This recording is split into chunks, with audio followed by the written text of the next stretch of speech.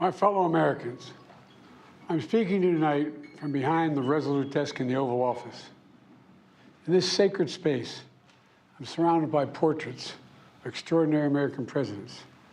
Thomas Jefferson wrote the immortal words that guide this nation. George Washington, who showed us presidents are not kings. Abraham Lincoln, who implored us to reject malice. Franklin Roosevelt, who inspired us to reject fear. I revere this office, but I love my country more. It's been the honor of my life to serve as your president. But in the defense of democracy, which is at stake, I think it's more important than any title. I draw strength and I find joy in working for the American people. But this sacred task of perfecting our union is not about me. It's about you, your families, your futures. It's about we, the people. We can never forget that, and I never have. I've made it clear that I believe America is at an inflection point. One of those rare moments in history when the decisions we make now will determine our fate of our nation and the world for decades to come. America's going to have to choose between moving forward or backward, between hope and hate, between unity and division. We have to decide, do we still believe in honesty, decency, respect, freedom, justice, and democracy? In this moment, we can see those we disagree with not as enemies, but as fellow Americans. Can we do that? Does character in public life still matter? I believe I know the answer to these questions because I know you, the American people. And I know this, we are a great nation because we are good people. When you elected me to this office, I promised to always level with you, to tell you the truth. The truth, the sacred cause of this country is larger than any one of us. And those of us who cherish that cause, cherish it so much, a cause of American democracy itself, must unite to protect it. You know, in recent weeks, it's become clear to me that I need to unite my party in this critical endeavor. I believe my record as president, my leadership in the world, my vision for America's future, all merited a second term. But nothing can come in the way of saving our democracy. That includes personal ambition. So I've decided the best way forward is to pass the torch to a new generation. That's the best way to unite our nation. You know, there is a time and a place for long years of experience in public life. There's also a time and a place for new voices, fresh voices, yes, younger voices. And that time and place is now. Over the next 6 months, I'll be focused on doing my job as president. That means I'll continue to lower costs for hardworking families, grow our economy. I'll keep defending our personal freedoms and our civil rights, from the right to vote to the right to choose. I'll keep calling out hate and extremism. Make it clear there is no place in America for political violence or any violence ever, period. I'm going to keep speaking out to protect our kids from gun violence, our planet from climate crisis that is the existential threat.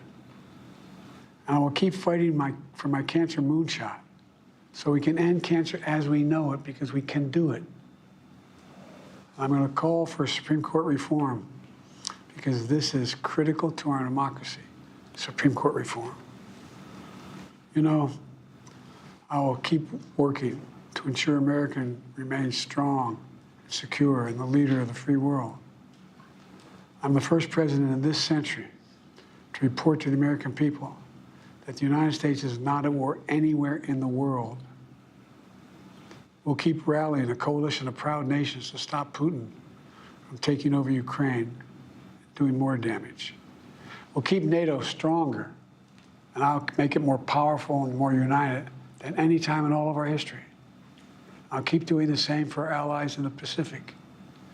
You know, when I came to office, the conventional wisdom was that China would inevitably surpass the United States. That's not the case anymore. And I'm going to keep working to end the war in Gaza, bring home all the hostages, and bring peace and security to the Middle East and end this war. We're also working around the clock to bring home Americans being unjustly detained all around the world. You know, we've come so far since my inauguration.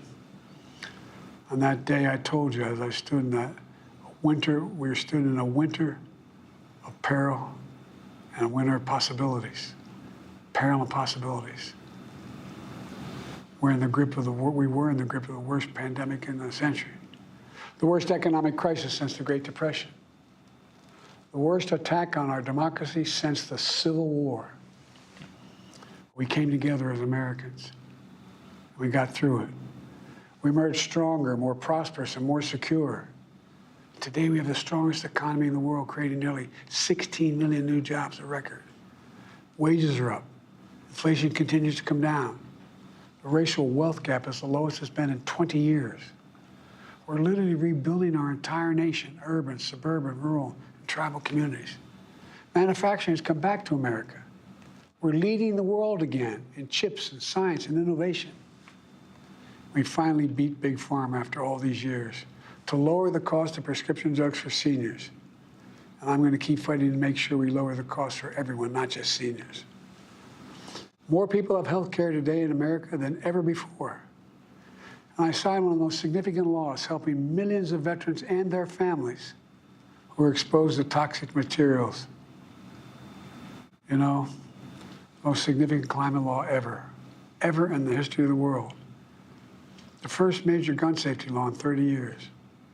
Today, the violent crime rate is at a 50-year low. We're also securing our border.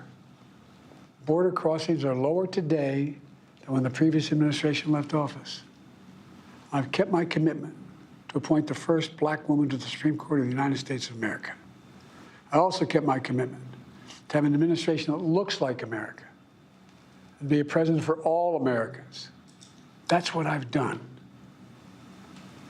I ran for president 4 years ago because I believed and still do that the soul of America was at stake. The very nature of who we are was at stake. And that's still the case. America's an idea. An idea stronger than any army, bigger than any ocean, more powerful than any dictator or tyrant. It's the most powerful idea in the history of the world. That idea is that we hold these truths to be self-evident. We're all created equal, endowed by our Creator with certain inalienable rights: life, liberty, pursuit of happiness. We've never fully lived up to it, to this sacred idea, but we've never walked away from it either. And I do not believe the American people will walk away from it now. In just a few months, the American people will choose the course of America's future. I made my choice. I've made my views known. I would like to thank our great Vice President, Kamala Harris. She's experienced, she's tough, she's capable. She's been an incredible partner to me and a leader for our country. Now the choice is up to you, the American people. When you make that choice, remember the words of Benjamin Franklin that's hanging on my wall here in the Oval Office, alongside the busts of Dr. King and Rosa Parks and Cesar Chavez. When Ben Franklin was asked, as he emerged from the convention going on, whether the founders had given America a monarchy or republic, Franklin's response was, a republic, if you can keep it. A republic, if you can keep it. Whether we keep our republic is now in your hands. My fellow Americans, it's been the privilege of my life to serve this nation for over 50 years. Nowhere else on earth could a kid with a stutter, from modest beginnings in Scranton, Pennsylvania, and Claymont, Delaware, one day sit behind the resolute desk in the Oval Office as President of the United States. But here I am. That's what's so special about America. We're a nation of promise and possibilities, of dreamers and doers, of ordinary Americans doing extraordinary things. I've given my heart and my soul to our nation, like so many others. I've been blessed a million times in return with the love and support of the American people. I hope you have some idea how grateful I am to all of you. The great thing about America is here, kings and dictators do not rule, the people do. History is in your hands. The power is in your hands. The idea of America lies in your hands. We just have to keep faith, keep the faith, and remember who we are. We're the United States of America, and there's simply nothing beyond our capacity when we do it together. So let's act together, preserve our democracy. God bless you all, and may God protect our troops.